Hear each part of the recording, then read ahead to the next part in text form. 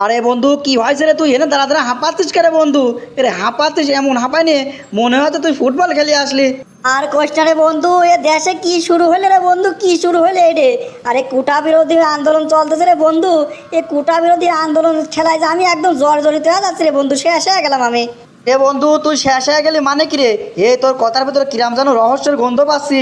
তার মানে কি তুই কুটা বিরোধী আন্দোলনের বিপক্ষে নাকি রে? ধুর স্যার, কৃষির ভিতর কি যে কোষ তুই? এ কুঠা বিরোধী আন্দোলনের আমি আর বিপক্ষে হবো কে রে? আরে কুটা মুটা বাতিল হলে তো আমারই ভালো। আমি তো কোনো কুটা মুটার ভিতর পড়ি নে। আরে বন্ধু, আমি অন্য জায়গায় চলতেছি রে বন্ধু, অন্য জায়গায় চলতেছি। আমি শেষ রে বন্ধু, শেষ। এবার আমার আর মনে হয় বাঁচানো যাবে না নে। আরে আমার মনে হয় তোর মাথাটা গেছে রে, তুই পাগল হয়ে গেছিস। তুই কিসের ভিতরে কি করছিস রে? একবার কুটা বিরোধী আন্দোলনের জন্য তোর জীবন শেষ হয়ে যাচ্ছে করছিস, আবার তুই কুটা বিরোধী আন্দোলনের পক্ষে। এই কাহিনী কি? তোর কি জ্বালা, কোন জ্বালায় জ্বলছিস কত? আরে বন্ধু রে, আমার পেম আটকে গেছে রে বন্ধু, আমার পেম আটকে গেছে। আরে যেদিন থেকে কোটা বিরোধী আন্দোলন শুরু হয়েছে, আরে সেদিন তো আমি আমার জরিনার সাথে দেখা করতে পারতেছি না রে বন্ধু, জরিনার সাথে দেখা করতে পারতেছি না।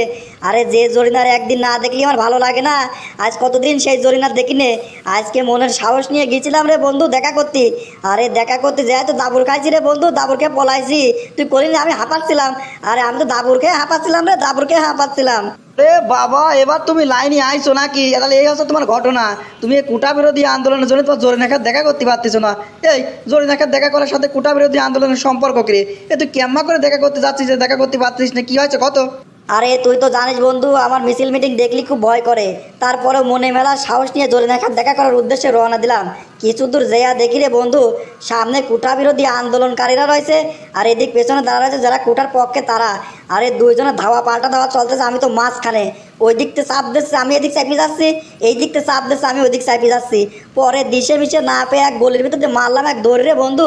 কোনো রকম দৌড় মরি আইসে এই পর্যন্ত পৌঁছাতে পারছি। আর এটা হলে একদম সেটকে যেতাম না, লটকে বটকে যেতাম একদম। ওরে বন্ধু বুঝেছি রে বন্ধু, বুঝেছি তুই কোন জেলায় জ্বলতেছিস। আরে শোনে, তোর আমি একটা বুদ্ধি শিখা দিচ্ছি, সেই মতে কাম করবি তাহলে কাম হবে নেই। শোন, আরে তুই যখন যাবি দেখা করতি, যদি দেখিস সামনে রয়েছে কুটা বিরোধী আন্দোলনের লোকজন, তাহলে মনে কর দ্বারা দ্বারা মিছিল দিবি, মিছিল করা শুরু করবি। স্লোগান কি জানিস তো? ওরে স্লোগান কি? কোঠা না মেধা, মেধা মেধা, এই স্লোগান দিবি। ওরে বন্ধু, তুই আমার মারি ফেলা দিয়ে প্ল্যান করেছিস নাকি? এই স্লোগান দিই, আর এদিক যারা আছে কুটার পক্ষের আছে তারা আমার বাইরে একদম সেট কি ফেলা দেখ নাকি? ওরে বাবা রে বাবা, আমি এসবের মধ্যে নাই রে বন্ধু, অন্য বুদ্ধি থাকলে দে। ধর স্যার, আগে কথার মধ্যে বাহাত দিস কে? আরে শোনেক, এবার কোটার পক্ষে যারা আছে তার সামনে যদি পড়িস, তাহলে হচ্ছে তার পক্ষে স্লোগান দিবি, বুঝিস না? তাহলে মনে কর তুই একবার দুই পক্ষের লোক হয়ে যাবি। সুবিধা যেদিক তুই সেদিক, বুঝিস না? আরে বুঝেছি রে বন্ধু, বুঝেছি। এইবার আবার জরিনার সাথে দেখা করে আটকায় কিনা?